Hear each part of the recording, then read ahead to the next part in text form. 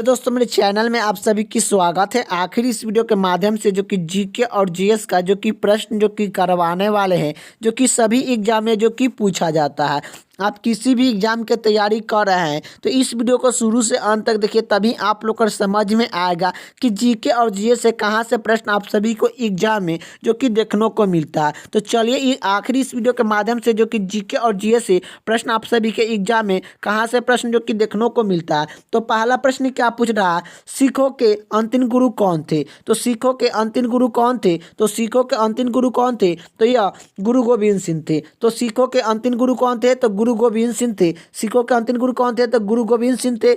इसका right answer option जो कि ए हो जाएगा। अगले का प्रश्न की ओर चलते हैं। अगले का प्रश्न की बात करें, अगले का प्रश्न क्या पूछ रहा है, प्लासी के युद्ध के समय बंगाल का नवाब कौन था? तो प्लासी के युद्ध के समय बंगाल के नवाब कौन था? तो यह कौन था आप लोग का बताना है। तो प्लासी का युद्ध के समय बंगाल का गवर्नर जो कि नवाब कौन था? तो बंगाल का नवाब कौन था? तो यह सिरोजादौला था। सिरोजादौला यह जो कि प्लासी के युद्ध के समय बंगाल का नवाब था। यहीं पर पूछेगा कि प्लासी का युद्ध कब हुआ था? तो यह जो कि 1797 ईस्वी को प्लासी का युद्ध हुआ था। ये भी आप लोग को याद होना चाहिए। तो प्लासी के युद्ध के समय बंगाल का नवाब कौन था? तो यह सिरोजादौला था। इसका राइट आंसर ऑप्शन जो कि डी हो जाएगा। अगले का प्रश्न की ओर चलते हैं। अगले का प्रश्न क्या पूछ रहा है, भारतीय संघ के संस्थापक कौन थे? तो भारतीय संघ के संस्थापक कौन थे? तो भारतीय संघ के संस्थापक कौन थे? तो सुरेश नाथ बनर्जी थे। सुरेश नाथ बनर्जी थे।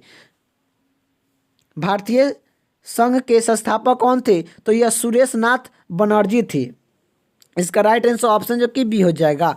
अगले का प्रश्न की ओर चलते हैं। अगले का प्रश्न क्या पूछ रहा है, अगले का प्रश्न ए पूछ रहा है कि भारत का प्रथम गवर्नर जनरल एवं वायसराय कौन था?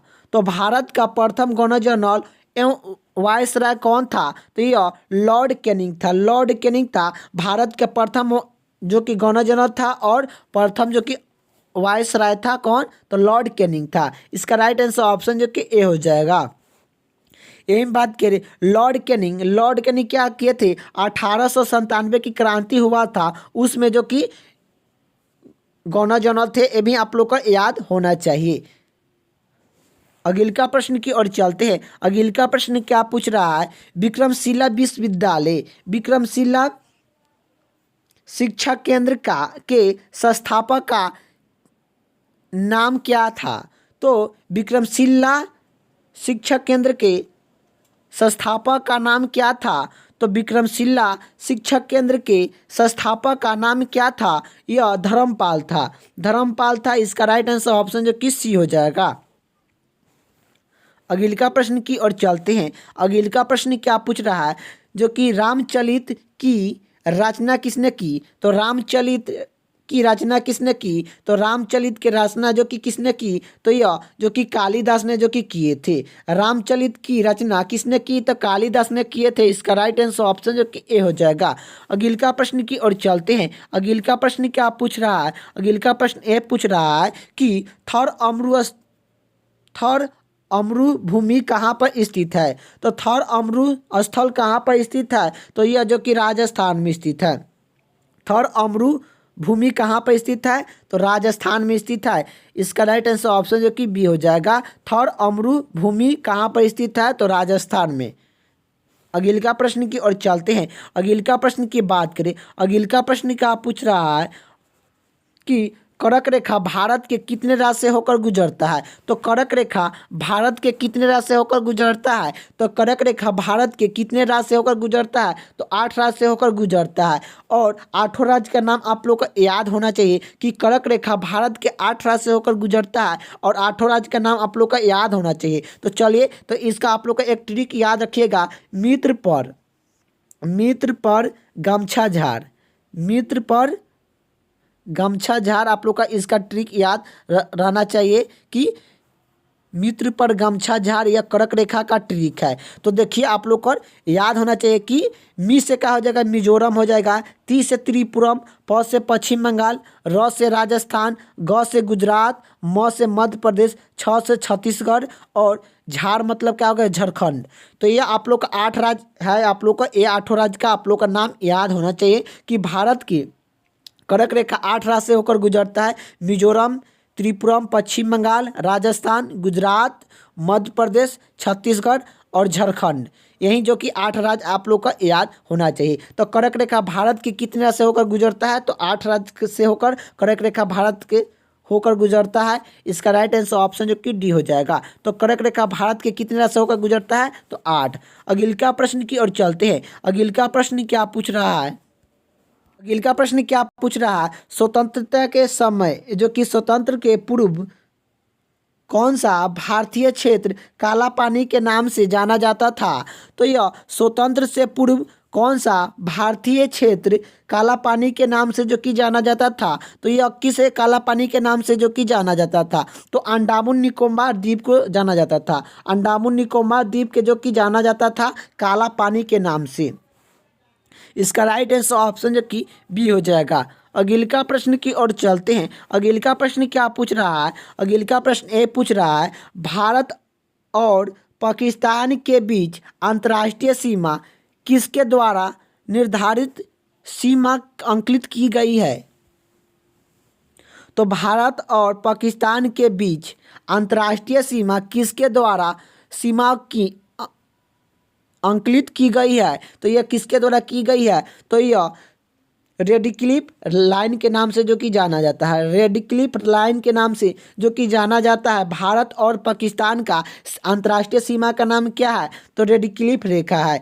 इसका राइट आंसर ऑप्शन जो कि सी हो जाएगा। यही बात करें मैकमोहन लाइन किसका है, तो भारत और चीन, भारत और चीन के बीच कौन सा सीमा जो कि बनाता है, तो यह रेड क्लिफ रेखा जो कि बनाता है। भारत और चीन के सेम जो कि कौन सा रेखा बनाता है, तो मैकमोहन रेखा जो कि लाइन बनाता है। यही बात करें भारत और पाकिस्तान, भारत और पाकिस्तान के सीमा जो कि किस भारत और पाकिस्तान के सीमा के जो कि लाइन के नाम क्या है, तो अंतर्राष्ट्रीय सीमा भारत और पाकिस्तान का अंतर्राष्ट्रीय सीमा का रेड क्लिफ लाइन कहा जाता है। यही आप लोग को भारत और चीन का अंतर्राष्ट्रीय सीमा का नाम क्या है, तो मैकमोहन लाइन कहा जाता है। मैकमोहन लाइन जो कि कहा जाता है, ये भी आप लोग को याद होना चाहिए। यही बात करें डूनर लाइन, डूनर लाइन किसका जो कि होता है, जो कि अफगानिस्तान और पाकिस्तान के बीच में डूनर रेखा जो कि लाइन जो कि निर्धारित करता है। तो यही आप लोग का प्रश्न में क्या पूछ रहा है, भारत और पाकिस्तान के बीच अंतर्राष्ट्रीय सीमा किसके द्वारा सीमा अंकित की गई है, तो रेड क्लिफ लाइन के जो कि निर्धारित की गई है। इसका राइट आंसर ऑप्शन जो कि सी हो जाएगा। अगिला प्रश्न की ओर चलते हैं। अगिला प्रश्न क्या पूछ रहा है, अगिला प्रश्न ए पूछ रहा है, भारत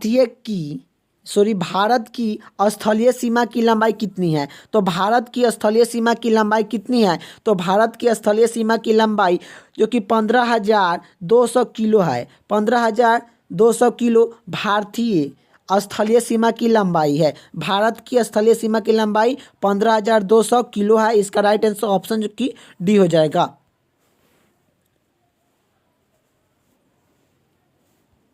अगिला प्रश्न क्या पूछ रहा है, भारत में लाल मिट्टी का सौधानिक विस्तार कहाँ पाया जाता है। तो भारत में लाल मिट्टी का सौधानिक विस्तार कहाँ पाया जाता है, तो भारत में लाल मिट्टी का सौधानिक विस्तार कहाँ पर पाया जाता है, तो यह अरुणाचल प्रदेश और तमिलनाडु में जो कि पाया जाता है। अरुणाचल प्रदेश और तमिलनाडु में जो कि भारत में लाल मिट्टी का विस्तार जो कि पाया जाता है। इसका राइट आंसर ऑप्शन जो कि डी हो जाएगा। अगिला प्रश्न की ओर चलते हैं। अगिला प्रश्न क्या पूछ रहा है, अगिला प्रश्न ए पूछ रहा है, भारत में काली कपास मिट्टी को किस अस्थायी नाम से जाना जाता है। तो भारत में काली कपास मिट्टी को किस स्थलीय नाम से जो कि जाना जाता है, तो यह रेगू रेगुल मिट्टी के नाम से जो कि जाना जाता है। तो यह रेगू मिट्टी के नाम से जो कि जाना जाता है। काली मिट्टी कह लीजिए या काली मिट्टी कह लीजिए या कपास मिट्टी कह लीजिए, एक ही होता है। आप लोग को याद होना चाहिए कि काली मिट्टी किसे कहते हैं, तो यह रेगू मिट्टी को काली मिट्टी कहते हैं, या कपास मिट्टी किसे कहते हैं, तो रेगू मिट्टी के भी कहा जाता है। तो इसका राइट आंसर ऑप्शन जो कि बी हो जाएगा। अगिलका प्रश्न की ओर चलते हैं। अगिलका प्रश्न क्या पूछ रहा है, रेगू मिट्टी का दूसरा नाम क्या है। तो रेगू मिट्टी का दूसरा नाम जो कि क्या है आप लोग को बताना है। तो रेगू मिट्टी का दूसरा नाम क्या है, तो यह काली मिट्टी के नाम से जो कि जाना जाता है। रेगू मिट्टी को काली मिट्टी भी कहा जाता है। इसका राइट आंसर ऑप्शन जो कि ए हो जाएगा। अगिलका प्रश्न की ओर चलते हैं। अगिलका प्रश्न क्या पूछ रहा है, रेगू मिट्टी का सबसे ज़्यादा कहाँ पाया जाता है। तो रेगू मिट्टी सबसे ज़्यादा कहाँ पाया जाता है, तो रेगू मिट्टी सबसे ज़्यादा कहाँ पाया जाता है, तो रेगू मिट्टी सबसे ज़्यादा कहाँ पाया जाता है, तो यह जो कि कहाँ पाया जाता है, तो यह महाराष्ट्र में जो कि पाया जाता है। रेगू मिट्टी सबसे ज़्यादा कहाँ पाया जाता है, तो यह महाराष्ट्र में पाया जाता है। इसका राइट आंसर ऑप्शन जो कि बी हो जाएगा। अगिलका प्रश्न की ओर चलते हैं। अगिलका प्रश्न क्या पूछ रहा है, भारत की सौधानिक महत्वपूर्ण मिट्टी कौन सी है। तो भारत की सौधानिक महत्वपूर्ण मिट्टी कौन सी है, तो यह जलोढ़ मिट्टी है। जलोढ़ मिट्टी दो प्रकार का होता है। जलोढ़ मिट्टी कितने प्रकार का होता है, तो दो प्रकार का होता है। एक होता है खादर होता है, एक होता है बागर होता है। ये भी आप लोग को याद होना चाहिए कि जलोढ़ मिट्टी कितने प्रकार का होता है, तो दो प्रकार का होता है। एक होता है खादर, एक जो कि बागर होता है। और भारत की सौधानिक महत्वपूर्ण मिट्टी कौन सी है, तो यह जलोढ़ मिट्टी है। इसका राइट आंसर ऑप्शन जो कि ए हो जाएगा। अगिलका प्रश्न की ओर चलते हैं। अगिलका प्रश्न क्या पूछ रहा है, अगिलका प्रश्न ए पूछ रहा है, भारत के सौधानिक क्षेत्र पर किस प्रकार की मिट्टी का विस्तार पाया जाता है। तो भारत के सौधानिक क्षेत्र पर किस प्रकार की मिट्टी का विस्तार पाया जाता है, तो यह जलोढ़ मिट्टी का विस्तार जो कि पाया जाता है। तो भारत में सौधानिक क्षेत्रफल जो कि क्षेत्र पर किस प्रकार की मिट्टी का विस्तार है, तो यह जलोढ़ मिट्टी का है। इसका राइट आंसर ऑप्शन जो कि बी हो जाएगा। तो भारत में सौधानिक क्षेत्र पर किस प्रकार का मिट्टी का विस्तार पाया जाता है, तो जलोढ़ मिट्टी का विस्तार जो कि पाया जाता है। अगिलका प्रश्न की ओर चलते हैं। अगिलका प्रश्न क्या पूछ रहा है कि नए जलोढ़ मिट्टी को अन्य किस नाम से जाना जाता है। तो नए जलोढ़ मिट्टी को अन्य किस नाम से जाना जाता है। नए जलोढ़ मिट्टी को अन्य किस नाम से जो कि जाना जाता है, तो उसे जो कि खादर कहते हैं। नया जलोढ़ मिट्टी को अन्य किस नाम से जाना जाता है, तो इसे खादर के नाम से जो कि जाना जाता है। इसका राइट आंसर ऑप्शन जो कि डी हो जाएगा। अगिलका प्रश्न क्या पूछ रहा है, जो कि पुराना जलोढ़ मिट्टी को अन्य किस नाम से जाना जाता है। तो ये पुराना जलोढ़ मिट्टी को अन्य किस नाम से जो कि जाना जाता है, तो उसे जो कि बागर कहा जाता है। पुराना जलोढ़ मिट्टी को अन्य किस नाम से जाना जाता है, तो बागर के नाम से जो कि जाना जाता है। इसका राइट आंसर ऑप्शन जो कि ए हो जाएगा। तक्षशिला विश्वविद्यालय कहाँ पर स्थित था। तो तक्षशिला विश्वविद्यालय कहाँ पर स्थित था, तो तक्षशिला विश्वविद्यालय कहाँ पर स्थित था, तो यह जो कि कहाँ पर था, तो यह पाकिस्तान में है। तक्षशिला विश्वविद्यालय कहाँ पर स्थित था, तो पाकिस्तान में है। इसका राइट आंसर ऑप्शन जो कि सी हो जाएगा। अगिलका प्रश्न की ओर चलते हैं। अगिलका प्रश्न क्या पूछ रहा है, नंद वंश का अंतिम सम्राट कौन था। तो नंद वंश के अंतिम सम्राट कौन था, तो नंद वंश के अंतिम सम्राट कौन था, तो यह धानानंद थे। नंद वंश का अंतिम सम्राट कौन था, तो धानानंद। इसका राइट आंसर ऑप्शन जो कि सी हो जाएगा। अगिलका प्रश्न की ओर चलते हैं। अगिलका प्रश्न क्या पूछ रहा है, अगिलका प्रश्न ए पूछ रहा है, गृहपति का अर्थ है। गृहपति का अर्थ है, तो गृहपति का अर्थ होता है धनी किसान। इसका राइट आंसर ऑप्शन जो कि ए हो जाएगा। गृहपति का अर्थ होता है धनी किसान। अगिलका प्रश्न की ओर चलते हैं। अगिलका प्रश्न क्या पूछ रहा है कि मौर्य समाज की राजधानी कहाँ पर थी। तो मौर्य समाज की राजधानी कहाँ पर थी, तो यह पाटलिपुत्र में थी। तो मौर्य समाज की राजधानी कहाँ थी, तो यह पाटलिपुत्र में थी। इसका राइट आंसर ऑप्शन जो कि सी हो जाएगा। अगिलका प्रश्न की ओर चलते हैं। अगिलका प्रश्न क्या पूछ रहा है, नंद वंश का संस्थापक कौन था। तो नंद वंश के संस्थापक कौन था, तो नंद वंश के संस्थापक कौन था, तो महानंद पंथ थे।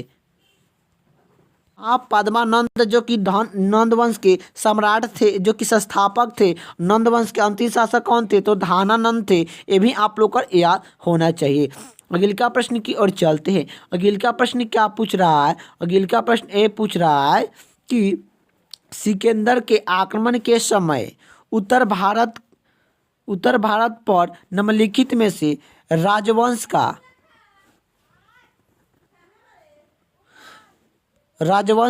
में एक शासक था।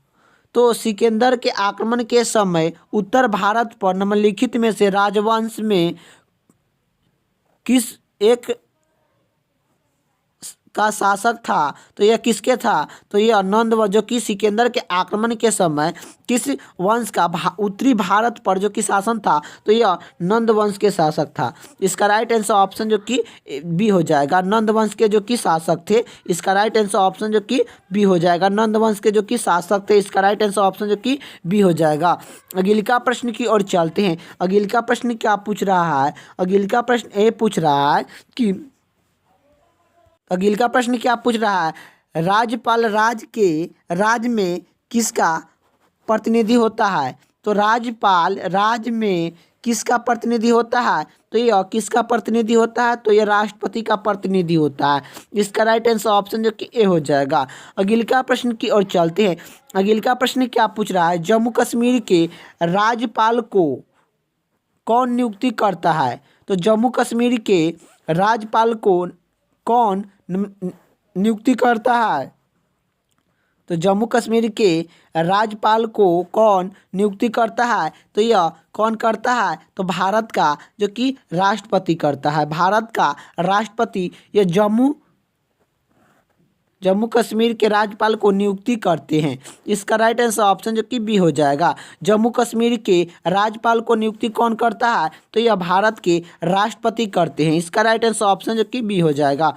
अगले का प्रश्न की ओर चलते हैं। अगले का प्रश्न क्या पूछ रहा है कि उपराज्यपाल की नियुक्ति कौन करता है? तो उपराज्यपाल की नियुक्ति कौन करता है? तो उपराज्यपाल का नियुक्ति कौन करता है? तो यह जो कि राष्ट्रपति करते हैं। उपराज्यपाल का नियुक्ति कौन करता है? तो यह राष्ट्रपति करते हैं। इसका राइट आंसर ऑप्शन जो कि सी हो जाएगा। यही बात करें कि आखिर इनके जो कि न्यूनतम आयु जो कि उपराष्ट्रपति, राष्ट्रपति और राज्यपाल, और ये तीनों के न्यूनतम आयु 35 वर्ष जो कि होना चाहिए। 35 वर्ष जो कि आप लोग का होना चाहिए यह बनने के लिए, जो कि 35 वर्ष जो कि आप लोग का आयु होना चाहिए। प्रधानमंत्री बनने के लिए जो कि कितना आयु होना चाहिए? तो 25 वर्ष जो कि आप लोग का आयु होना चाहिए। यह तीनों के लिए जो कि उपराष्ट्रपति और राष्ट्रपति और राज्यपाल बनने के लिए न्यूनतम आयु कितना होना चाहिए? तो न्यूनतम आयु 35 वर्ष जो कि होना चाहिए। लेकिन प्रधानमंत्री बनने के लिए न्यूनतम आयु जो कि कितना होना चाहिए? तो 25 वर्ष जो कि आप लोग का आयु होना चाहिए। तो यही उपराज्यपाल की नियुक्ति कौन करता है? तो राष्ट्रपति करते हैं। इसका राइट आंसर ऑप्शन जो कि सी हो जाएगा। राष्ट्रपति, उपराष्ट्रपति और राज्यपाल ये तीनों बनने के लिए न्यूनतम आयु 35 वर्ष जो कि होना चाहिए। अगले का प्रश्न की ओर चलते हैं। अगले का प्रश्न क्या पूछ रहा है? अगले का प्रश्न ये पूछ रहा है, राज्य मंत्री परिषद का गठन कौन कराता है? तो राज्य मंत्री परिषद का गठन कौन कराता है? तो यह राज्यपाल कराता है। राज्यपाल जो कि कराता है। राज्य मंत्री परिषद का गठन कौन कराता है? तो राज्यपाल कराता है। इसका राइट आंसर ऑप्शन जो कि ए हो जाएगा। अगले का प्रश्न की ओर चलते हैं। अगले का प्रश्न क्या पूछ रहा है? अगले का प्रश्न ये पूछ रहा है, भारतीय राज्य में राज्यपाल की नियुक्ति कौन कराता है? तो भारतीय राज्य में राज्यपाल की नियुक्ति कौन कराता है? तो यह जो कि राष्ट्रपति कराते हैं। इसका राइट आंसर ऑप्शन जो कि बी हो जाएगा। अगले का प्रश्न की ओर चलते हैं। अगले का प्रश्न क्या पूछ रहा है कि राज्यपाल अपना त्यागपत्र किसे देता है? तो यह राज्यपाल अपना त्यागपत्र किसे देता है? तो राज्यपाल अपना त्यागपत्र किसे देता है? तो यह राष्ट्रपति को देता है। राज्यपाल अपने त्यागपत्र जो कि किसका देता है? तो यह जो कि राष्ट्रपति को देता है। इसका राइट आंसर ऑप्शन जो कि बी हो जाएगा। अगले का प्रश्न सी हो जाएगा। अगले का प्रश्न क्या पूछ रहा है, किसी राज्य के मुख्यमंत्री की नियुक्ति कौन करता है? किसी राज्य के मुख्यमंत्री की नियुक्ति कौन करता है? तो यह राज्यपाल करता है। किसी राज्य के मुख्यमंत्री को नियुक्ति कौन करता है? तो यह जो कि राज्यपाल करते हैं। इसका राइट आंसर ऑप्शन जो कि सी हो जाएगा। अगला प्रश्न की ओर चलते हैं। अगला प्रश्न क्या पूछ रहा है कि पटना उच्च न्यायालय की स्थापना कब हुई? तो पटना उच्च न्यायालय की स्थापना कब हुई? तो यह 3 फरवरी, क्या 3 फरवरी 1916, 3 फरवरी 1916 ईस्वी को पटना उच्च न्यायालय की स्थापना जो कि हुई थी। इसका राइट आंसर ऑप्शन जो कि ए हो जाएगा। अगला प्रश्न की ओर चलते हैं। अगला प्रश्न क्या पूछ रहा है? अगला प्रश्न ए पूछ रहा है। अगला प्रश्न ए पूछ रहा है उच्च न्यायालय के क्षेत्रीय अधिकार को घटाने या बढ़ाने का अधिकार किसके है? तो यह किसके है? तो यह जो कि उच्च न्यायालय के क्षेत्र का अधिकार घटाने या बढ़ाने का अधिकार किसको है? तो यह किसको है? तो संसद के है। तो उच्च न्यायालय के क्षेत्र में घटाव या बढ़ाने का अधिकार किसको है? तो यह संसद के है। इसका राइट आंसर ऑप्शन जो कि डी हो जाएगा। अगला प्रश्न की ओर चलते हैं। अगला प्रश्न क्या पूछ रहा है? उच्च न्यायालय के न्यायाधीश की नियुक्ति कौन करता है? उच्च न्यायालय के न्यायाधीश की नियुक्ति कौन करता है? तो उच्च न्यायालय के न्यायाधीश की नियुक्ति कौन करता है? तो यह राष्ट्रपति करते हैं। इसका राइट आंसर ऑप्शन जो कि ए हो जाएगा। उच्च न्यायालय के न्यायाधीश की नियुक्ति कौन करते हैं? तो राष्ट्रपति करते हैं। अगला प्रश्न की ओर चलते हैं। अगला प्रश्न क्या पूछ रहा है? भारत के किस उच्च न्यायालय के न्यायाधीश की संख्या सबसे कम है? तो भारत के किस उच्च न्यायालय के न्यायाधीश की संख्या सबसे कम है? तो यह सिक्किम उच्च न्यायालय की संख्या जो कि सबसे कम है। तो भारत के किस उच्च न्यायालय के न्यायाधीश की संख्या सबसे कम है? तो सिक्किम उच्च न्यायालय की जो कि कम है। इसका राइट आंसर ऑप्शन जो कि डी हो जाएगा। अगला प्रश्न क्या पूछ रहा है? भारत के किस उच्च न्यायालय के न्यायाधीश की संख्या सबसे अधिक है? तो भारत के किस उच्च न्यायालय के न्यायाधीश की संख्या सबसे अधिक है? तो यह इलाहाबाद उच्च न्यायालय की जो कि संख्या सबसे अधिक है। तो भारत के किस उच्च न्यायालय की संख्या सबसे अधिक है? तो इलाहाबाद उच्च न्यायालय की संख्या सबसे अधिक है। इसका राइट आंसर ऑप्शन जो कि ए हो जाएगा। अगला प्रश्न की बात करें। अगला प्रश्न क्या पूछ रहा है? अगला प्रश्न ए पूछ रहा है कि झारखंड उच्च न्यायालय की स्थापना कहाँ पर की गई थी? कहाँ पर की गई है? तो कहाँ पर की गई है आप लोग को बताना है। झारखंड उच्च न्यायालय की स्थापना कहाँ पर की गई है? तो यह कहाँ पर की गई है? तो रांची में जो कि की गई है। इसका राइट आंसर ऑप्शन जो कि बी हो जाएगा। झारखंड उच्च न्यायालय की स्थापना कहाँ पर की गई है? तो यह रांची में जो कि की गई है। इसका राइट आंसर ऑप्शन जो कि बी हो जाएगा। अगला प्रश्न क्या पूछ रहा है कि मध्य प्रदेश उच्च न्यायालय कहाँ पर स्थित है? तो मध्य प्रदेश उच्च न्यायालय कहाँ पर स्थित है? तो यह जबलपुर में है। मध्य प्रदेश उच्च न्यायालय कहाँ पर स्थित है? तो जबलपुर में है। इसका राइट आंसर ऑप्शन जो कि सी हो जाएगा। अगला प्रश्न की ओर चलते हैं। अगला प्रश्न क्या पूछ रहा है? भारत की पूर्व से पश्चिम तक की लंबाई कितनी है? तो भारत की पूर्व से पश्चिम तक की लंबाई कितनी है? तो यह कितनी है? तो 2933 किलोमीटर। 2933 किलोमीटर जो कि है 2933 किलो है। आप लोग को याद होना चाहिए कि भारत की उत्तर से जो कि पूर्व से पश्चिम तक की लंबाई कितनी है? तो 2933 किलो। और यही बात करें कि उत्तर से क्या? उत्तर से दक्षिण की लंबाई कितनी है? तो 3214 किलो है। तो 3214 किलो जो कि है। भारत की उत्तर से दक्षिण तक की लंबाई कितनी है? तो यह कितनी है? तो यह 3214 किलो जो कि है। यही पूछेगा कि भारत की पूर्व से पश्चिम तक की लंबाई कितनी है? तो 2933 किलो। तो इसका राइट आंसर ऑप्शन जो कि ए हो जाएगा। अगला प्रश्न की ओर चलते हैं। अगला प्रश्न क्या पूछ रहा है कि भारत की तटरेखा की लंबाई कितनी है? तो भारत की तटरेखा की लंबाई कितनी है? तो भारत की तटरेखा की लंबाई जो कि कितनी है? तो 6100 है। 6100 किलो है। 6100 किलो भारत की तटरेखा की लंबाई है। इसका राइट आंसर ऑप्शन जो कि बी हो जाएगा। अगला प्रश्न की ओर चलते हैं। अगला प्रश्न क्या पूछ रहा है? अगला प्रश्न ए पूछ रहा है, निम्नलिखित में से किस राज्य से कर्क रेखा नहीं गुजरती है? तो निम्नलिखित में से किस राज्य से कर्क रेखा नहीं गुजरती है? तो कर्क रेखा जो कि 8 राज्य से होकर गुजरती है। 8 राज्य के आप लोग का नाम याद होना चाहिए कि कर्क रेखा 8 राज्य से होकर गुजरती है। तो ये 8 राज्य में तो यही आप लोग का प्रश्न पूछा है, निम्नलिखित में से किस राज्य से कर्क रेखा नहीं गुजरती है? तो कर्क रेखा किस राज्य से नहीं गुजरती है? तो उड़ीसा राज्य से कर्क रेखा जो कि नहीं गुजरती है। इसका राइट आंसर ऑप्शन जो कि बी हो जाएगा। कर्क रेखा भारत के 8 राज्य से होकर गुजरता है, ये भी आप लोग का याद होना चाहिए। जैसे कि आप लोग का जो कि कौन कौन सा हो जाएगा, तो इसका ट्रिक आप लोग का याद होना चाहिए कि मित्र पर गमछा झाड़, मित्र पर गमछा झाड़ इसका ट्रिक हो गया। आप लोग का याद होना चाहिए कि मित्र पर गमछा झाड़ इसका कर्क रेखा 8 राज्य से होकर गुजरता है। इसका जो कि ट्रिक हो गया, आप लोग का ये भी याद होना चाहिए। तो देखिए, मी से मिजोरम, मिजोरम जो कि कर्क रेखा से होकर गुजरता है। ती से त्रिपुरम, त्रिपुरम जो कि राज्य जो कि कर्क रेखा से होकर गुजरता है। प से क्या हो गया? पश्चिम बंगाल, प से पश्चिम बंगाल।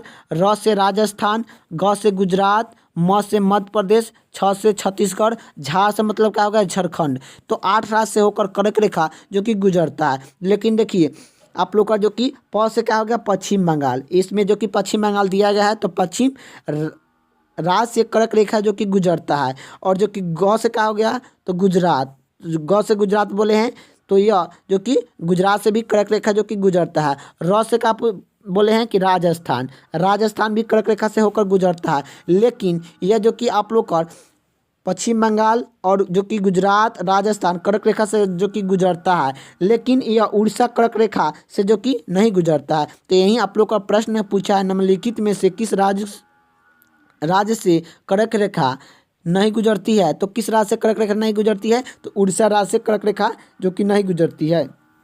इसका राइट आंसर ऑप्शन जो कि बी हो जाएगा। अगला प्रश्न की ओर चलते हैं। अगला प्रश्न क्या पूछ रहा है? भारत का वह राज्य जिससे कर्क रेखा गुजरता है, कौन गुजरता है? तो यह आप लोग का बताना है, भारत का वह राज्य जिससे कर्क रेखा होकर गुजरता है, तो यह कौन सा राज्य है? तो गुजरने वाला कौन सा राज्य है आप लोग को बताना है। तो कर्क रेखा जो कि किन किन राज्य से होकर गुजरता है आप लोग को बताए हैं ऊपरे ही कि आखिर जो कि झारखंड भी कर्क रेखा से राज्य से होकर जो कि गुजरता है। तो भारत का हुआ कौन सा राज्य है जिससे कर्क रेखा होकर गुजरता है? तो कर्क रेखा झारखंड से होकर जो कि कर्क रेखा गुजरता है। इसका राइट आंसर ऑप्शन जो कि सी हो जाएगा। अगला प्रश्न की ओर चलते हैं। अगला प्रश्न क्या पूछ रहा है? अगला प्रश्न ए पूछ रहा है कि भारत का दक्षिणी बिंदु कौन सा है? तो भारत का दक्षिणी बिंदु कौन सा है? तो भारत का दक्षिणतम बिंदु कौन सा है? तो इंदिरा पॉइंट है। इंदिरा पॉइंट जो कि भारत का दक्षिणतम बिंदु है। और जो कि भारत का उत्तरी बिंदु का जो कि बिंदु कौन है? तो भारत का उत्तरी बिंदुकार कौन सा है? तो उत्तर बिंदु कौन सा है? तो यह कौन सा है? तो यह इंदिरा कौल है। ये भी आप लोग को याद होना चाहिए। तो भारत का दक्षिणतम बिंदु कौन सा है? तो इंदिरा पॉइंट है। इसका राइट आंसर ऑप्शन जो कि बी हो जाएगा, सॉरी डी हो जाएगा। अगला प्रश्न की ओर चलते हैं। अगला प्रश्न क्या पूछ रहा है कि किस भारतीय राज्य की सीमा सार्वधानिक राज्य की सीमा को संपर्क करता है? तो किस भारतीय राज्य की सीमा सार्वधानिक राज्य की सीमा की संपर्क करता है? तो यह किसकी करता है? तो उत्तर प्रदेश की जो कि सबसे ज़्यादा जो कि संपर्क करता है।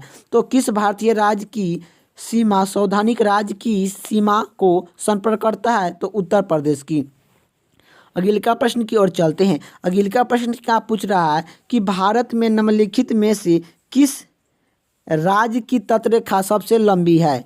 तो भारत में निम्नलिखित में से किस राज्य की तटरेखा सबसे लंबी है? तो गुजरात की राज्य जो कि तटरेखा जो कि सबसे लंबी है। तो भारत की किस राज्य की तटरेखा सबसे लंबी है? तो गुजरात राज्य की तटरेखा सबसे लंबी है। इसका राइट आंसर ऑप्शन जो कि ए हो जाएगा। अगला प्रश्न की ओर चलते हैं। अगला प्रश्न क्या पूछ रहा है? निम्नलिखित में से भारतीय राज्य में से किसे कर्क रेखा नहीं गुजरता है? तो निम्नलिखित में से किसे भारतीय राज्य से कर्क रेखा जो कि नहीं गुजरता है? तो कर्क रेखा किस राज्य से नहीं होकर गुजरता है? तो कर्क रेखा जो कि किस राज्य से जो कि नहीं होकर गुजरता है आप लोग को बताना है। जो कि किस राज्य से जो कि नहीं गुजरता है?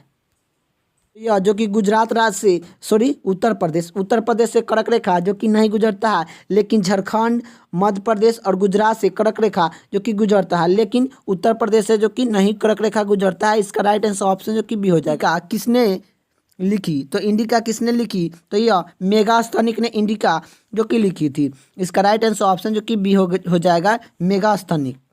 अगले का प्रश्न की ओर चलते हैं। अगले का प्रश्न क्या पूछ रहा है कि मेगास्थनीक किसका राजदूत था? तो मेगास्थनीक किसका राजदूत था? तो मेगास्थनीक किसका राजदूत था? तो यह सेलुकस के था, सेलुकस के था। मेगास्थनीक किसका राजदूत था? तो सेलुकस के था। इसका राइट आंसर ऑप्शन की डी हो जाएगा। अगले का प्रश्न की ओर चलते हैं। अगले का प्रश्न क्या पूछ रहा है कि कलिंगा युद्ध किस वर्ष में हुआ था?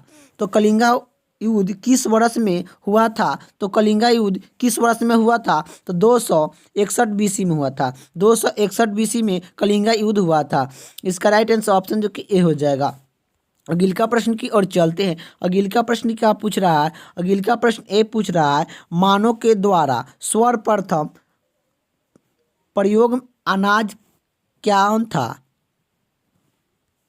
मानव के द्वारा सर्वप्रथम प्रयोग अनाज कौन था, क्या था? तो यह कौन था? तो यह जौ और गेहूं था। मानव ने सर्वप्रथम जो कि किस अनाज को जो कि उत्पादन किए थे? तो यह जो कि जौ और गेहूं के जो कि किए थे। इसका राइट आंसर ऑप्शन जो कि ए हो जाएगा। अगले का प्रश्न की ओर चलते हैं। अगले का प्रश्न क्या पूछ रहा है कि मौर्य वंश का अंतिम सम्राट कौन था? तो मौर्य वंश के अंतिम सम्राट कौन था? इसका आंसर आप लोग का कमेंट बॉक्स में बताना है। इसका आंसर आप लोग का कमेंट बॉक्स में बताना है कि मौर्य समाज का अंतिम संस्थापक जो कि कौन थे? आप लोग का इसका आंसर आप लोग का कमेंट बॉक्स में आप लोग का पिन करना है। तो ये आप लोग का 4 ऑप्शन जो कि आप लोग का दिया गया है, आप लोग का ये चारों ऑप्शन में आप लोग का बताना है कि मौर्य समाज के अंतिम सम्राट कौन थे। तो मौर्य वंश का अंतिम सम्राट कौन थे? तो यह मौर्य वंश का अंतिम सम्राट कौन थे? इसका आंसर आप लोग का कमेंट बॉक्स में बताना है।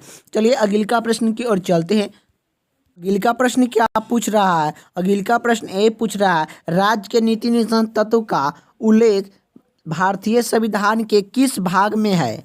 तो यह राज्य के नीति निषेध तत्व का उल्लेख भारतीय संविधान के किस भाग में है? तो यह राज्य के नीति निषेध तत्व का उल्लेख भारतीय संविधान के किस भाग में है? तो यह भाग जो कि 4 में है। इसका राइट आंसर ऑप्शन जो कि सी हो जाएगा। तो यह राज्य के नीति निषेध तत्व का उल्लेख भारतीय संविधान के किस भाग में है? तो जो कि चौथा भाग में है। अगले का प्रश्न क्या पूछ रहा है? अगले का प्रश्न ए पूछ रहा है कि भारतीय संविधान के किस अनुच्छेद में, भारतीय संविधान के किस अनुच्छेद में राज्य के नीति निषेध तत्व का उल्लेख है? तो भारतीय संविधान के किस अनुच्छेद के अंतर्गत में राज्य के नीति निषेध तत्व का उल्लेख है? तो यह किस अनुच्छेद में? तो अनुच्छेद जो कि 36 से लेकर 51 के बीच में है। राज्य के नीति निषेध तत्व का उल्लेख कौन सा अनुच्छेद में है? तो यह अनुच्छेद जो कि 36 से लेकर 51 तक के है। इसका राइट आंसर ऑप्शन जो कि डी हो जाएगा। अगले का प्रश्न की ओर चलते हैं। अगले का प्रश्न क्या पूछ रहा है कि संविधान में कल्याणकारी राज्य का आदेश जारी दिया गया है। तो यह किस जो कि दिया गया है? तो राज्य के नीति निषेध तत्व में जो कि दिया गया है। इसका राइट आंसर ऑप्शन जो कि बी हो जाएगा। अगले का प्रश्न की ओर चलते हैं। अगले का प्रश्न क्या पूछ रहा है कि संसद के संयुक्त बैठक को कौन संबोधित करता है? तो संसद के संयुक्त बैठक को कौन संबोधित करता है? तो संसद के संयुक्त बैठक को कौन संबोधित करता है? तो यह कौन करते हैं? तो राष्ट्रपति करते हैं। इसका राइट आंसर ऑप्शन जो कि डी हो जाएगा। अगले का प्रश्न की ओर चलते हैं। अगले का प्रश्न क्या पूछ रहा है? अगले का प्रश्न ए पूछ रहा है कि राज्यसभा में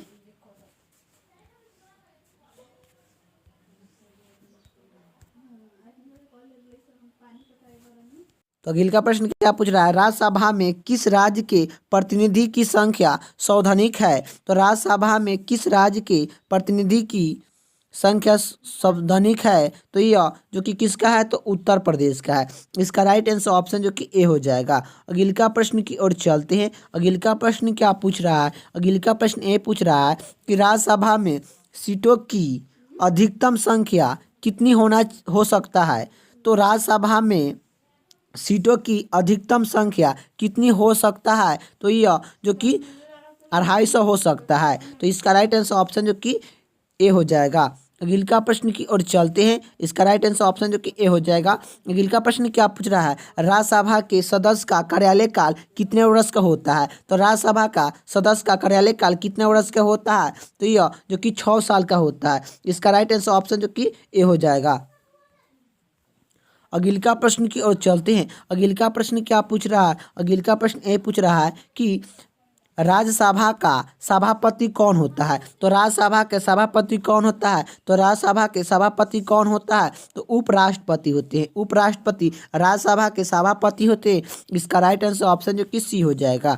अगले का प्रश्न की ओर चलते हैं। अगले का प्रश्न क्या पूछ रहा है कि प्रधानमंत्री को नियुक्त कौन करता है। तो प्रधानमंत्री को नियुक्त कौन करता है, तो प्रधानमंत्री के नियुक्त जो कि राष्ट्रपति करते हैं।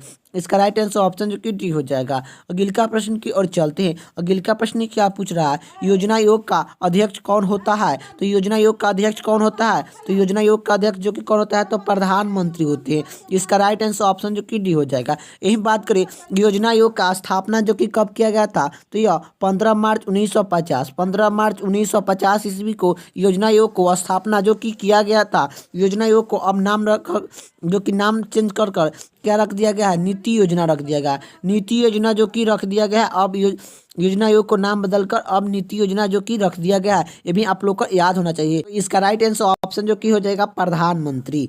अगले का प्रश्न की ओर चलते हैं। अगले का प्रश्न क्या पूछ रहा है कि आमतौर पर भारत का प्रधानमंत्री कौन होते हैं। तो आमतौर पर भारत के प्रधानमंत्री कौन होते हैं, तो आमतौर पर भारत का प्रधानमंत्री लोकसभा का सदस्य होते हैं। लोकसभा का सदस्य जो कि आमतौर पर भारत के प्रधानमंत्री होते हैं। इसका राइट आंसर ऑप्शन जो कि ए हो जाएगा।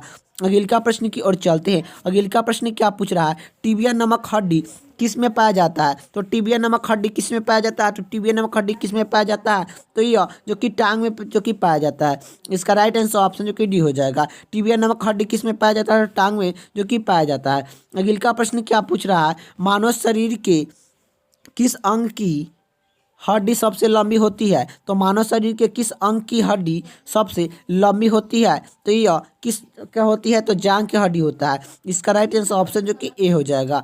अगले का प्रश्न की ओर चलते हैं। अगले का प्रश्न क्या पूछ रहा है कि आस्ती में कौन सा लौंग सौधानिक मात्रक में होता है। तो हड्डी आस्तिक में कौन सा लौंग सबसे अधिकतम जो कि मात्रक में होता है, तो कैल्शियम और फास्फोरस होता है। इसका राइट आंसर ऑप्शन जो कि ए हो जाएगा।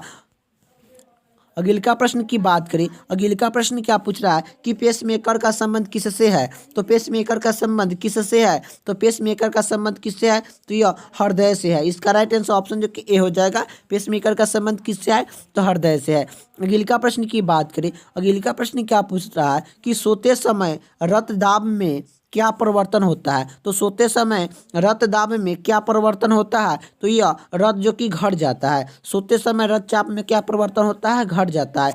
यही बात करें कि दौड़ते समय क्या दौड़ते समय रक्तचाप में क्या परिवर्तन होता है। दौड़ते समय रक्तचाप में जो कि क्या परिवर्तन होता है, तो रक्तचाप में जो कि क्या परिवर्तन होता है, तो यह जो कि बढ़ जाता है। ये भी आप लोग को याद होना चाहिए। दौड़ते समय रक्तचाप में क्या परिवर्तन होता है, तो बढ़ जाता है। और सोते समय में रक्तचाप में क्या परिवर्तन होता है, तो यह घट जाता है।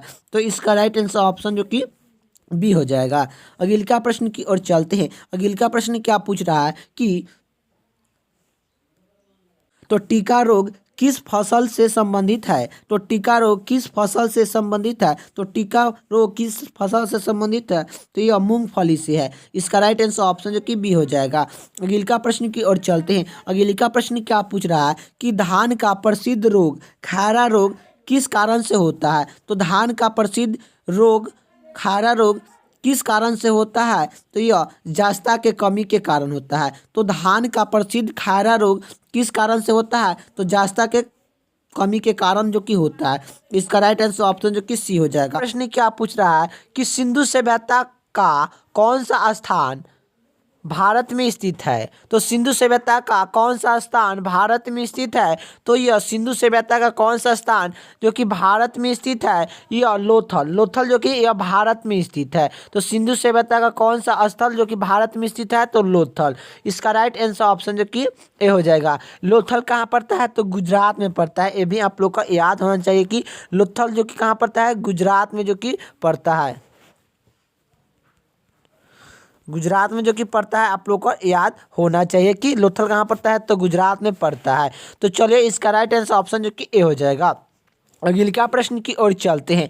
अगला प्रश्न क्या पूछ रहा है, हड़प्पावासी किस धातु से परिचिन्न नहीं थे? तो हड़प्पावासी किस धातु से परिचिन्न नहीं थे? तो यह जो कि लोहा के धातु से जो कि परिचिन्न नहीं थे। इसका राइट आंसर ऑप्शन जो कि डी हो जाएगा। अगला प्रश्न की ओर चलते हैं। अगला प्रश्न क्या पूछ रहा है, सिंधु सभ्यता का सौधानिक उपनाम क्या है? सिंधु सभ्यता का सौधानिक उपनाम क्या है? तो यह जो कि हड़प्पा है। सिंधु सभ्यता का जो कि सौधानिक उपनाम क्या है? तो यह हड़प्पा है, हड़प्पा सभ्यान है, हड़प्पा सभ्यान। इसका राइट आंसर ऑप्शन जो कि ए हो जाएगा। अगला प्रश्न की ओर चलते हैं। अगला प्रश्न क्या पूछ रहा है, हड़प्पा सभ्यान की खोज किस वर्ष में हुई थी? तो हड़प्पा सभ्यान की खोज किस वर्ष में हुई थी? तो यह जो कि 1921 ईस्वी में हुई थी। इसका राइट आंसर ऑप्शन जो कि सी हो जाएगा। अगला प्रश्न की ओर चलते हैं। अगला प्रश्न क्या पूछ रहा है, हड़प्पा सभ्यान के निवास थे? तो हड़प्पा सभ्यान के निवास थे। तो हड़प्पा सभ्यान का निवास क्या थे? तो शहरी थे। इसका राइट आंसर ऑप्शन जो कि डी हो जाएगा। अगला प्रश्न क्या पूछ रहा है, सिंधु घाटी के लोग विश्वास करते थे? तो सिंधु घाटी के लोग विश्वास करते थे। तो सिंधु घाटी के लोग विश्वास करते थे, तो यह मृत्यु शक्ति पर विश्वास करते थे। जिसका राइट आंसर ऑप्शन जो कि ए हो जाएगा।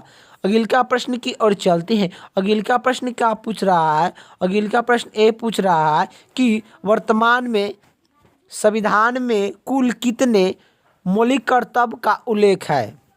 वर्तमान में संविधान में कुल कितने मौलिक कर्तव्य का उल्लेख है? तो मौलिक कर्तव्य वर्तमान में जो कि कितना है? तो यह 11 है। इसका राइट आंसर ऑप्शन जो कि सी हो जाएगा। यही बात करें कि मौलिक कर्तव्य जो कि कहाँ किस संविधान से लिया गया है, तो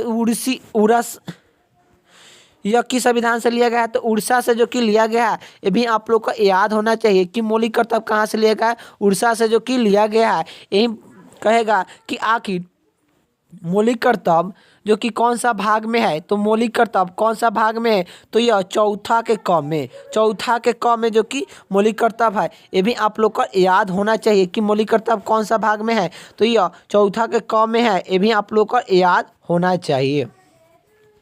और यह चौथा के क में है, आप लोग को ये भी याद होना चाहिए। और यह किस संविधान से लिया गया है? तो यह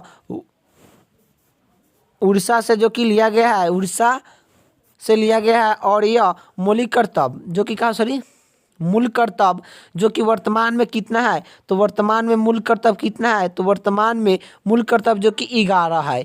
11 जो कि है, पहले कितना था? तो यह पहले कितना था? तो यह पहले जो कि कितना था? तो यह जो कि 10 था। पहले कितना था? तो 10 था। तो मौलिक कर्तव्य पहले जो कि 10 था। यही पूछेगा कि मौलिक कर्तव्य जो कि कौन सा अनुच्छेद में है? तो यह अनुच्छेद आप लोग का पूछेगा कि कौन सी अनुच्छेद में जो कि है। तो आप लोग का कौन सा अनुच्छेद में मौलिक कर्तव्य है? तो मौलिक कर्तव्य जो कि 51 के ए में है। 51 के ए में मौलिक कर्तव्य है। 51 के ए में मौलिक कर्तव्य है। ये भी आप लोग को याद होना चाहिए। यही पूछेगा कि मौलिक कर्तव्य किस संविधान से लिया गया? तो रूस संविधान से लिया गया है। यही पूछेगा मौलिक कर्तव्य यह कौन सा भाग में है? तो यह चौथा के क में, चौथा के क में भाग में है। ये पूछेगा मौलिक कर्तव्य वर्तमान में कितना है? तो मौलिक कर्तव्य वर्तमान में कितना है? तो 11 है। ये भी आप लोग को याद होना चाहिए कि मौलिक कर्तव्य वर्तमान में जो कि 11 है। ये पूछेगा मौलिक कर्तव्य जो कि पहले कितना था? तो मौलिक कर्तव्य पहले जो कि 10 था। पहले कितना था? तो मौलिक कर्तव्य जो कि 10 था।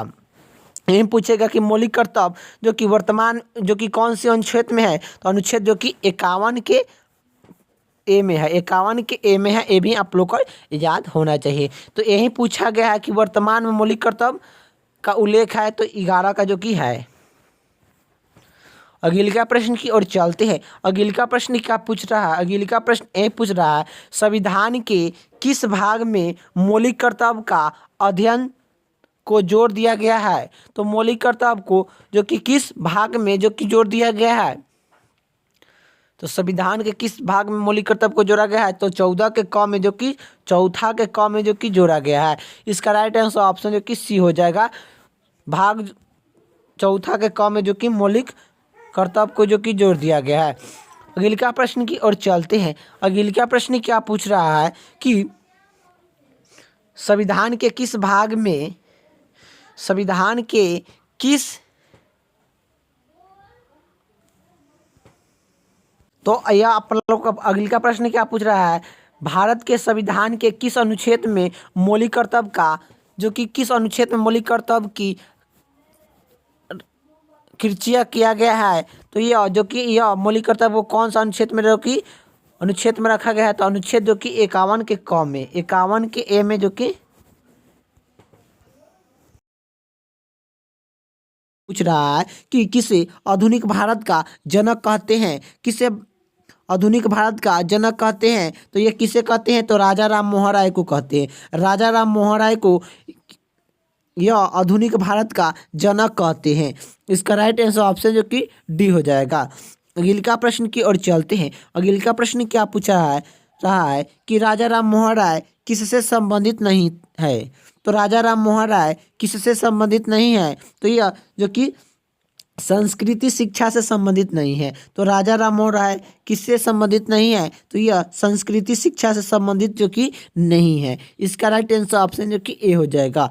अगला प्रश्न की ओर चलते हैं। अगला प्रश्न क्या पूछ रहा है कि स्वामी विवेकानंद का मूल नाम क्या है। तो स्वामी विवेकानंद का मूल नाम क्या है, तो नरेंद्र नाथ तत्व है। नरेंद्र नाथ तत्व जो कि स्वामी विवेकानंद का मूल नाम है। इसका राइट आंसर ऑप्शन जो कि सी हो जाएगा। अगला प्रश्न की ओर चलते हैं। अगला प्रश्न क्या पूछ रहा है, अगला प्रश्न ए पूछ रहा है कि अखिल भारतीय किसान सभा का गठन कब हुआ। तो अखिल भारतीय किसान सभा का गठन कब हुआ, तो यह 1936 ईस्वी में हुआ था। अखिल भारतीय किसान सभा का गठन कब हुआ था, 1936 ईस्वी में हुआ था। इसका राइट आंसर ऑप्शन जो कि डी हो जाएगा। अगला प्रश्न की ओर चलते हैं। अगला प्रश्न क्या पूछ रहा है, अगला प्रश्न यही पूछ रहा है कि किसने नारा दिया मानव के लिए एक धर्म, एक जाति और एक ईश्वर। तो किसने नारा दिया मानव के लिए एक जो कि धर्म और एक जाति और एक ईश्वर, यह नारा किसने दिया, तो यह श्री नारायण गुरु ने दिए थे। श्री नारायण गुरु ने जो कि दिए थे। इसका राइट आंसर ऑप्शन जो कि बी हो जाएगा। अगला प्रश्न की ओर चलते हैं। अगला प्रश्न क्या पूछ रहा है, अगला प्रश्न ये पूछ रहा है कि अखिल भारतीय किसान सभा सर्वप्रथम कहाँ पर आयोजित की गई थी। तो अखिल भारतीय किसान सभा सर्वप्रथम कहाँ पर आयोजित की गई, तो यह की गई थी तो लखनऊ में जो कि की गई थी। तो अखिल भारतीय किसान सभा का सर्वप्रथम कहाँ पर आयोजित की गई, तो यह लखनऊ में जो कि की गई थी। इसका राइट आंसर ऑप्शन जो कि डी हो जाएगा। अगला प्रश्न की बात करें। अगला प्रश्न क्या पूछ रहा है कि आधुनिक युग का मानव किसे कहते हैं। तो आधुनिक युग का मानव किसे कहते हैं, तो आधुनिक युग का मनु किसे कहते हैं, तो डॉक्टर भीमराव अंबेडकर को कहते हैं। आधुनिक युग का मनु किसे कहते हैं, तो डॉक्टर भीमराव अंबेडकर को जो कि कहते हैं। इसका राइट आंसर ऑप्शन जो कि बी हो जाएगा।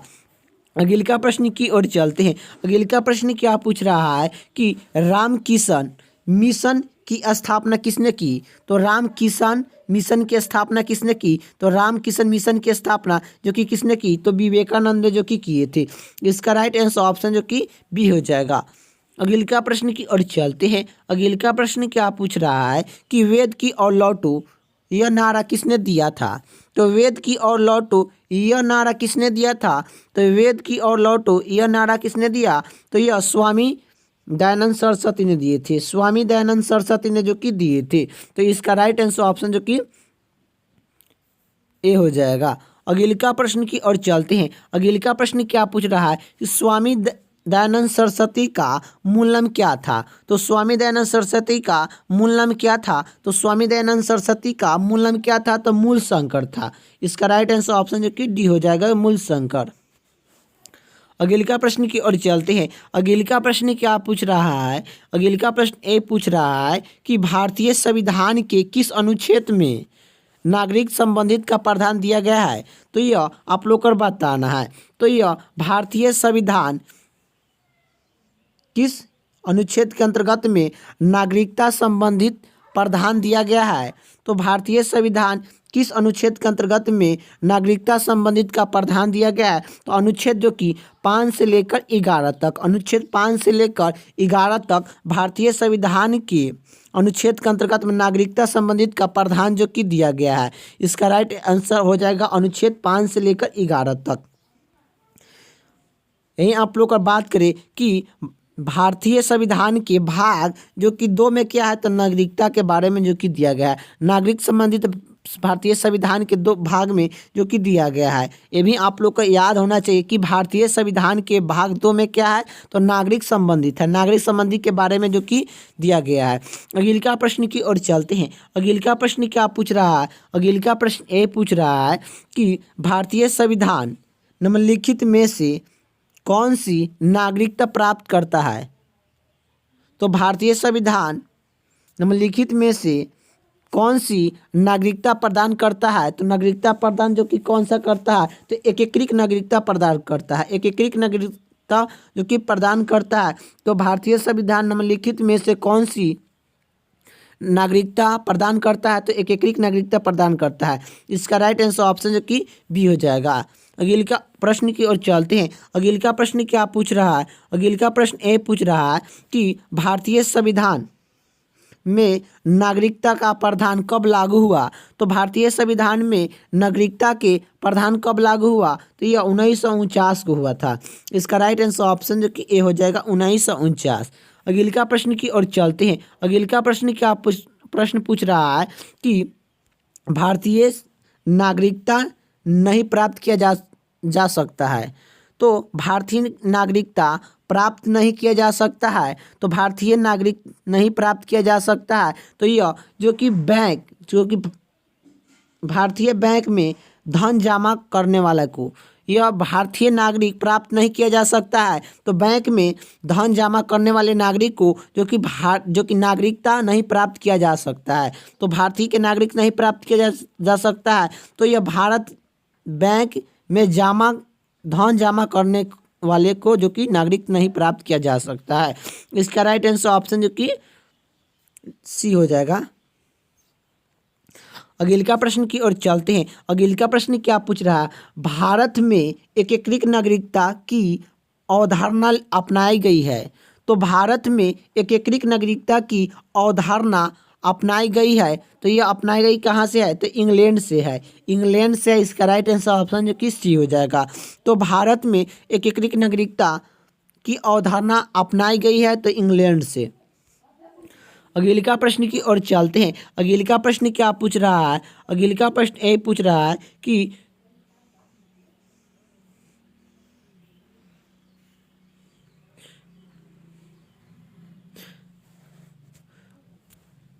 समान जो कि क्या संपत्ति के अधिकार को मूल अधिकार की श्रेणी से हटाकर किस अनुच्छेद के अंतर्गत में रखा गया है? तो संपत्ति अधिकार को मूल अधिकार की श्रेणी से हटाकर किस अनुच्छेद के अंतर्गत में रखा गया है? तो यह किस अनुच्छेद में रखा गया है? तो 300 के क में, अनुच्छेद 300 के क में रखा गया है। इसका राइट आंसर ऑप्शन जो कि बी हो जाएगा। अगला प्रश्न की ओर चलते हैं। अगला प्रश्न क्या पूछ रहा है? अगला प्रश्न ये पूछ रहा है कि किसी वस्तु का प्रतिबिंब मनुष्य की आँखों में कहाँ पर बनता है? तो किसी वस्तु का प्रतिबिंब मनुष्य की आँखों में कहाँ पर बनती है? तो किसी वस्तु का प्रतिबिंब मनुष्य की आँखों में कहाँ से बनती है? तो यह रेटिना से बनती है। रेटिना से जो कि बनती है। इसका राइट आंसर ऑप्शन जो कि डी हो जाएगा। तो किसी वस्तु का प्रतिबिंब मानव शरीर की आँखों में कहाँ से बनती है? तो रेटिना से बनती है। अगला प्रश्न की ओर चलते हैं। अगला प्रश्न क्या पूछ रहा है कि कोशिका का ऊर्जागृह किसको कहा जाता है? तो कोशिका का ऊर्जागृह किसे कहते हैं? तो कोशिका का ऊर्जागृह किसे कहते हैं? तो माइटोकॉन्ड्रिया को कहते हैं। माइटोकॉन्ड्रिया को कोशिका का ऊर्जागृह कहते हैं। इसका राइट आंसर ऑप्शन जो कि ए हो जाएगा। अगला प्रश्न की ओर चलते हैं। अगला प्रश्न क्या पूछ रहा है? यदि माइटोकॉन्ड्रिया काम करना बंद कर देता है यदि माइटोकॉन्ड्रिया काम करना बंद कर देता है तो कोशिका में कौन सा कार्यालय नहीं हो पाएगा। तो यदि माइटोकॉन्ड्रिया काम करना बंद कर देता है तो कोशिका में कौन सा कार्यालय नहीं कर पाता है। तो यह भोजन का ऑक्सीजन करना नहीं होता है, ऑक्सीकरण नहीं होता है। तो भोजन का ऑक्सीकरण नहीं होता है। यदि माइटोकॉन्ड्रिया काम करना बंद कर देता है तो कोशिका में कौन सा कार्यालय जो कि नहीं हो पाएगा। तो कौन सा कार्यालय नहीं हो पाएगा। तो यह जो कि भोजन का ऑक्सीकरण नहीं हो पाएगा। इसका राइट आंसर ऑप्शन जो कि बी हो जाएगा। अगला प्रश्न की ओर चलते हैं। अगला प्रश्न क्या पूछ रहा है कि निम्न में से कौन सा तन नहीं है। तो निम्न में से कौन सा तन नहीं है। तो निम्न में से कौन सा जो कि तन नहीं है आप लोग को बताना है। तो निम्न में से कौन सा जो कि तन नहीं है। तो यह अदरक जो कि निम्न में से जो कि तन नहीं है। इसका राइट आंसर ऑप्शन जो कि तन है आप लोग का पूछ रहा है निम्न में से कौन सा जो कि तन है। तो अदरक जो कि तन है। अदरक क्या है तो एक तन है। इसका राइट आंसर ऑप्शन जो कि डी हो जाएगा। तो निम्न में से कौन सा जो कि तन है तो अदरक जो कि तन है। अगला प्रश्न की ओर चलते हैं। अगला प्रश्न क्या पूछ रहा है निम्नलिखित में से कौन रूपांतरक तन है। तो रूपांतरक तन कौन है तो यह आलू है। इसका राइट आंसर ऑप्शन जो कि ए हो जाएगा आलू। निम्नलिखित में से कौन सा रूपांतरक तन है तो आलू जो कि एक तन है। अगला प्रश्न की ओर चलते हैं। अगला प्रश्न क्या पूछ रहा है कि फूल गोभी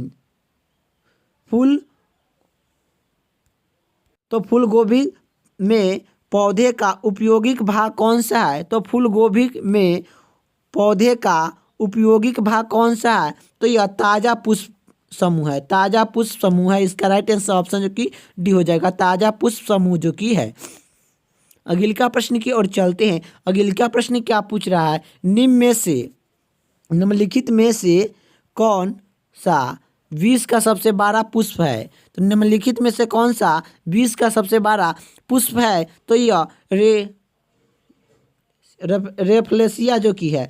रेफ्लेसिया यह जो कि विश्व की सबसे बड़ी पुष्प है। रेफ्लेसिया जो कि विश्व की सबसे बड़ी पुष्प है। इसका राइट आंसर ऑप्शन जो कि बी हो जाएगा। अगला प्रश्न की ओर चलते हैं। अगला प्रश्न क्या पूछ रहा है। अगला प्रश्न ए पूछ रहा है कि जंतु विज्ञान के नाम से किसे जाना जाता है। तो जंतु विज्ञान के नाम से किसे जानते हैं। तो यह जंतु विज्ञान के नाम से जाना जाता है। तो यह किसे जाना जाता है तो अस्तु को जो कि जंतु विज्ञान का जो कि जाना जाता है। अगला प्रश्न की ओर चलते हैं। अगला प्रश्न क्या पूछ रहा है कि जीव विज्ञान के जनक किसके माना जाता है। तो जीव विज्ञान का जनक किसे माना जाता है तो अस्तु को माना जाता है। जीव विज्ञान का जनक किसे माना जाता है तो अस्तु को जो कि माना जाता है।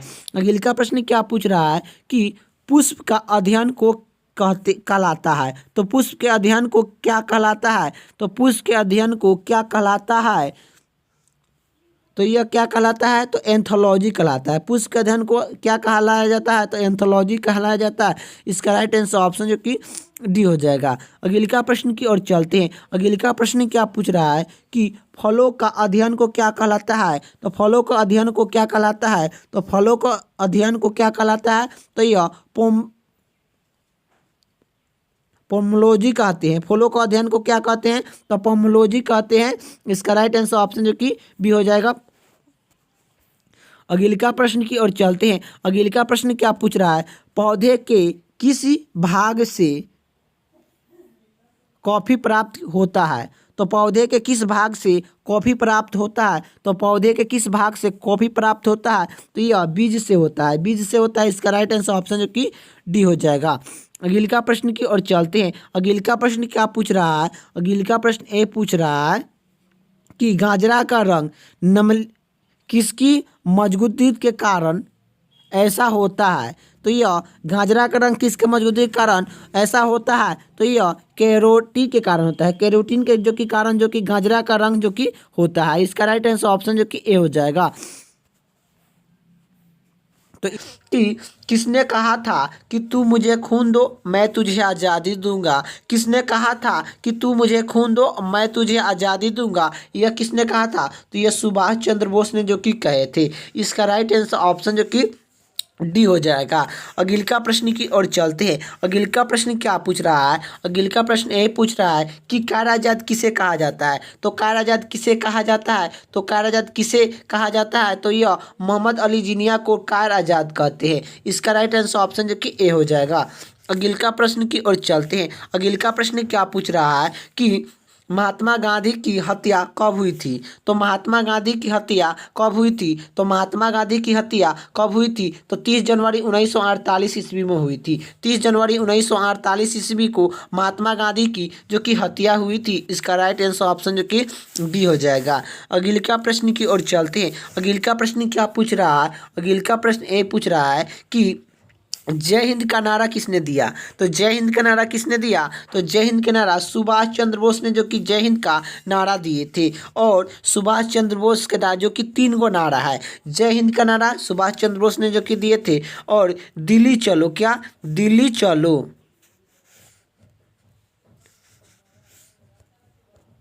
दिल्ली चलो के नारा किसने दिया था? तो सुभाष चंद्र बोस ने दिए थे।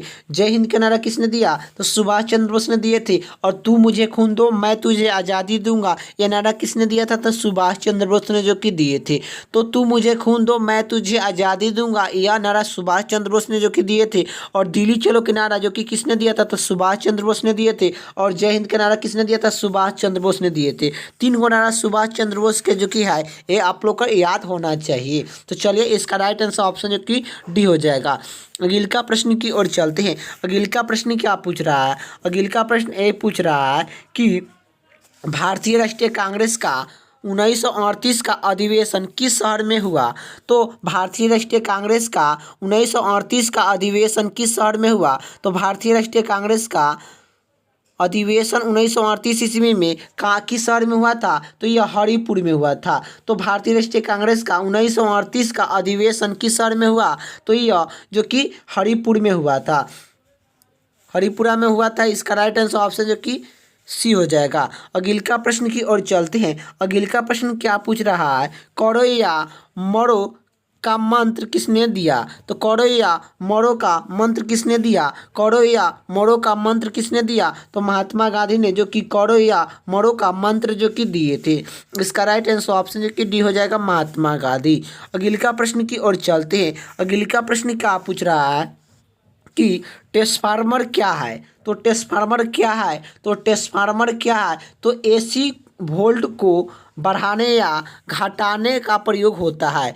तो जो कि ट्रांसफार्मर क्या है? तो एसी वोल्ट को बढ़ाने या घटाने का प्रयोग होता है। तो ट्रांसफार्मर क्या है? तो एसी वोल्ट को बढ़ाने या घटाने में प्रयोग होता है। इसका राइट आंसर ऑप्शन जो कि सी हो जाएगा। अगले का प्रश्न की ओर चलते हैं। अगले का प्रश्न क्या पूछ रहा है? निम्न में से कौन विद्युत का अनुचुंबकीय है? निम्न में से कौन विद्युत का अनुचुंबकीय है? तो यह अनुचुंबकीय कौन है आप लोग को बताना है। तो विद्युत का अनुचुंबकीय जो कि कौन है आप लोग को बताना है। निम्न में से कौन विद्युत का अनुचुंबकीय है? तो यह तांबा है। इसका राइट आंसर ऑप्शन जो कि सी हो जाएगा। अगले का प्रश्न की ओर चलते हैं। अगले का प्रश्न क्या पूछ रहा है कि लेंस का नियम है। तो लेंस का नियम है। तो लेंस का नियम जो कि है, लेंज का नियम होता है ऊर्जा का संरक्षण। ऊर्जा का संरक्षण जो कि लेंज का जो कि नियम होता है। इसका राइट आंसर ऑप्शन जो कि बी हो जाएगा।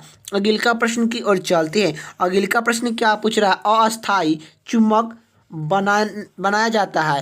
तो अस्थाई चुंबक बनाया जाता है। तो अस्थाई चुंबक बनाया जाता है। तो यह जो कि किससे बनाया जाता है? तो नरम लोहा के बनाया जाता है। अस्थाई चुंबक किससे बनाया जाता है? तो यह नरम लोहा के जो कि बनाया जाता है। इसका राइट आंसर ऑप्शन जो कि बी हो जाएगा, अस्थाई चुंबक बनाई जाता है। तो ये बनाई जाता है अस्थाई चुंबक जो कि नरम लोहा का। अगले का प्रश्न की ओर चलते हैं। अगले का प्रश्न क्या पूछ रहा है? लोहा पर जंग लगने पर किस का उदाहरण है? तो लोहा पर जंग लगने किसका उदाहरण है? तो लोहा पर जंग लगना किसका उदाहरण है? तो यह ऑक्सीकरण का उदाहरण है। तो लोहा पर जंग लगना किसका उदाहरण है? तो ऑक्सीकरण का उदाहरण है। इसका राइट आंसर ऑप्शन जो कि सी हो जाएगा। अगले का प्रश्न की ओर चलते हैं। अगले का प्रश्न क्या पूछ रहा है? अगले का प्रश्न ये पूछ रहा है कि निम्न में से किसका ईंधन का मान सबसे अधिक होता है? तो निम्न में से किसका ईंधन का मान सबसे अधिक होता है, तो ईंधन का मान सबसे अधिक किसका होता है, तो यह हाइड्रोजन का होता है। इसका राइट आंसर हो जाएगा ऑप्शन ये कि सी, हाइड्रोजन।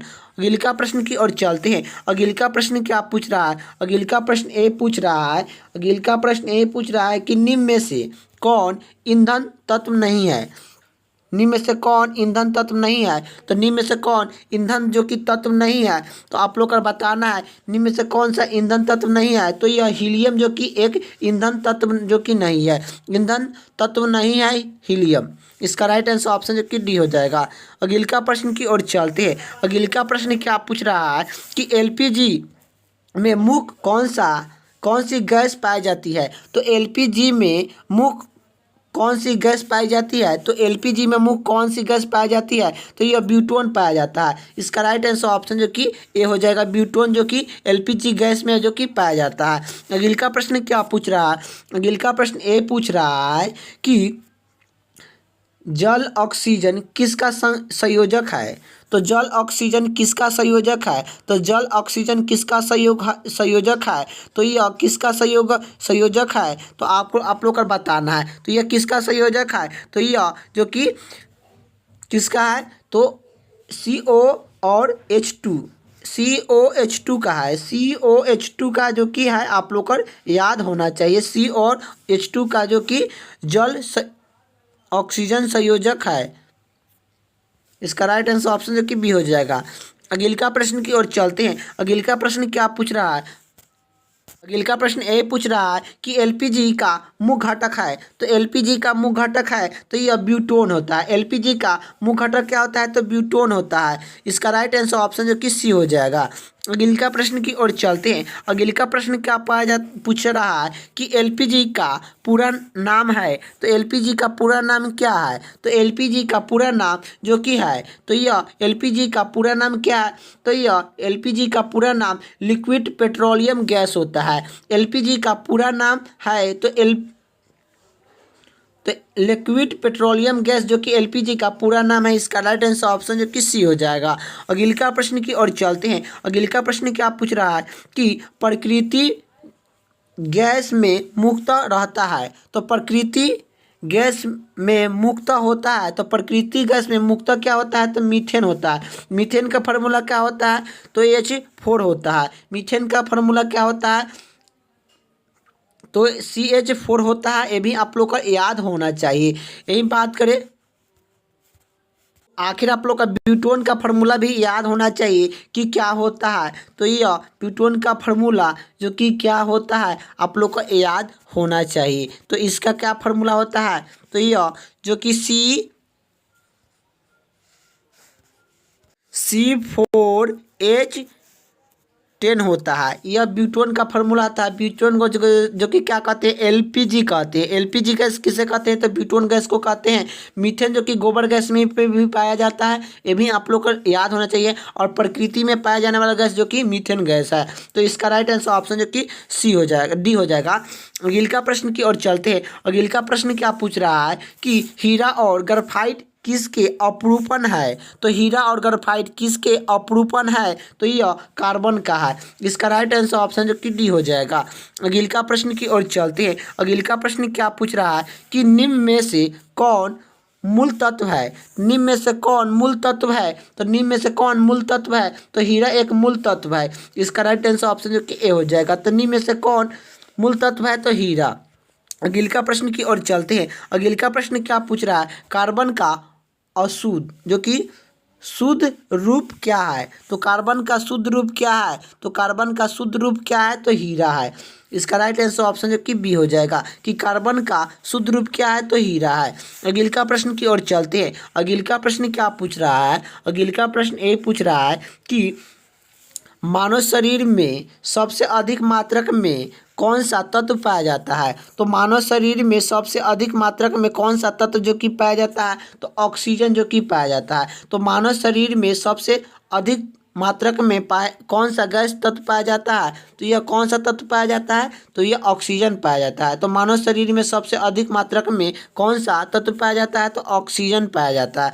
और ये भी पूछेगा कि वायुमंडल में ऑक्सीजन कितने परसेंट है? तो 21% है। 21% वायुमंडल में है। और नाइट्रोजन की बात करें तो 78% जो कि वायुमंडल में है। ये भी आप लोग को याद होना चाहिए। कार्बन किसका अपरूपण होता है? तो हीरा का।